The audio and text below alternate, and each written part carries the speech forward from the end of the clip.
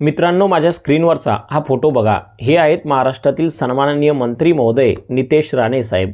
हे काल बोलताना त्यांच्या भाषणात असं म्हणतात की मी चिन्ह बघून निधी देतो. जर चिन्ह धनुष्यबाणाचं आणि कमळाचं असेल तर जास्त निधी देतो, पण जर चिन्ह मशालीचं असेल तर जो आहे त्यापेक्षाही कमी निधी देतो. म्हणजे तुम्ही आम्हाला मतदान द्या तरच तुमच्या गावाला किंवा तुमच्या जिल्हा परिषदला विकासाचा निधी मिळेल, नाहीतर 1 रुपयाचाही निधी मिळणार नाही, अशी धमकी ही सर्वसामान्य मतदाराला एका मंत्र्याकडून दिली जाते. तोच मंत्री जो शपथ घेताना असं म्हणतो की मी प्रत्येक माणसासोबत निष्पक्षपणे न्याय करेल, कुणाबद्दलही ममत्व भाव आकाश बाळगणार नाही.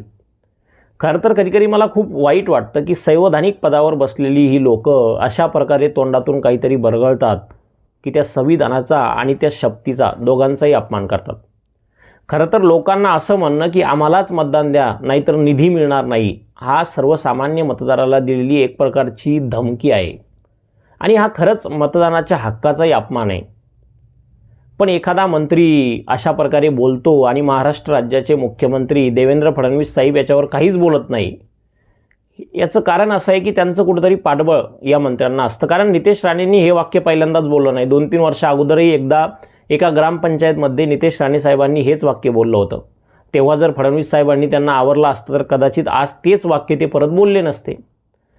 पण खरं तर नितेश राणेसारख्या लोकांना संविधानाची गरजच काय? कारण मंत्रीपद भेटवण्यासाठी संविधानाची नाही तर त्यांच्या मालकांना खुश करावं लागतं आणि त्यामुळे ते त्यांचं कार्य निष्पक्षपणे पार पाडत आहेत, आपल्या मालकांना खुश करायचं.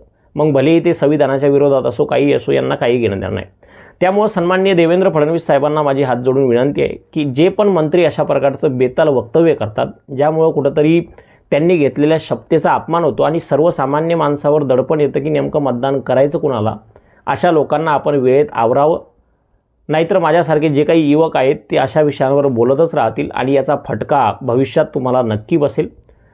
माझी तुम्हालाही सर्वांना विनंती आहे की या संपूर्ण नितेश राणे साहेबांनी जे काही बेताल वक्तव्य केलं यावर तुमचं जे काही मत असेल ते मला कमेंटमध्ये नक्की सांगा आणि असेच महत्त्वाचे व्हिडिओ पाहण्यासाठी फॉलो करायला विसरू नका.